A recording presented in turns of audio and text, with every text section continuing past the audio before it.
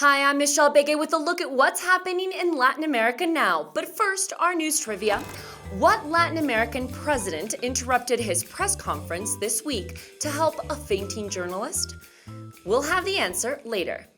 The president of Haiti, Jovenel Moïse, was assassinated overnight Wednesday at his home by a group of unidentified armed individuals. Moïse took office in 2017 and ruled by decree after the country failed to hold elections. The opposition had accused him of trying to install a dictatorship on the poorest country in the Americas. The gunman also shot the First Lady.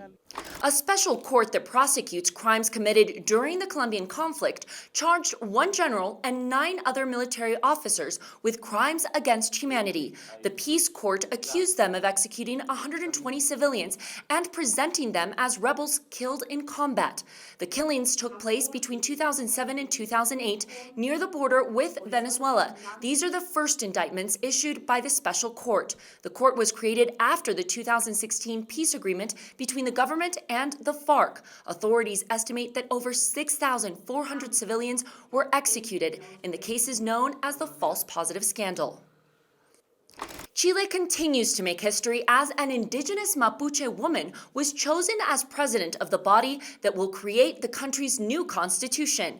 Elisa Loncon is a doctor of linguistics and professor of the University of Santiago. She will lead the 155 men and women who have been assigned the task to rewrite the country's constitution. There are 17 indigenous people in the group.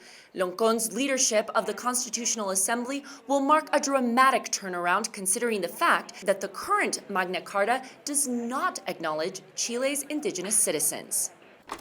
And Mexico's state-owned oil company, Pemex, is taking responsibility for the oil leak in the Gulf of Mexico that created a huge fire ring on the ocean. Mexico's President López Obrador said this week they will repair all of the damages. He also said it had been an accident. A ruptured natural gas pipeline beneath the sea caused the fire. The government says there were no injuries or deaths reported, but the extent of the environmental damage has yet to be assessed. This has brought renewed scrutiny over the condition of thousands of kilometers worth of oil and gas infrastructure located in the middle of the Gulf of Mexico. Venezuela's president has given an ultimatum for the COVAX initiative. President Nicolás Maduro said the worldwide program aimed to give equitable access to COVID-19 vaccines committed to sending 5 million doses. Venezuela claims to have sent all pending payments, and COVAX confirmed in June that the last 4 payments had been blocked by the global firm UBS. Maduro ordered them to send Venezuela the vaccines or give them their money back. And now let's go to Argentina, where Joel Richards updates us on Argentina's latest vaccination efforts.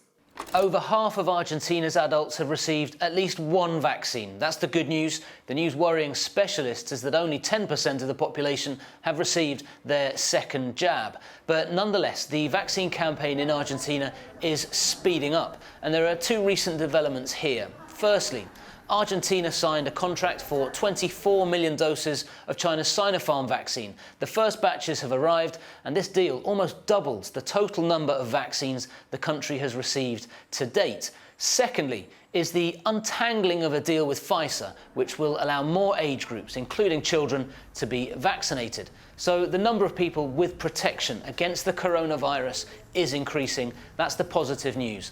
But we are close to reaching the number of 100,000 COVID-related deaths in Argentina. To try to stop the Delta variant entering, the government has put a limit of 600 people allowed to enter daily, meaning many Argentines who left the country for varying reasons do not know when they'll be able to return home. And now the answer to the news trivia. It was C. Colombia's President Iván Duque was in the middle of speaking at an event Tuesday morning when the Master of Ceremonies fainted. The presidential office says the journalist has since recuperated and is receiving medical attention. The images of the president running to her aid have made headlines.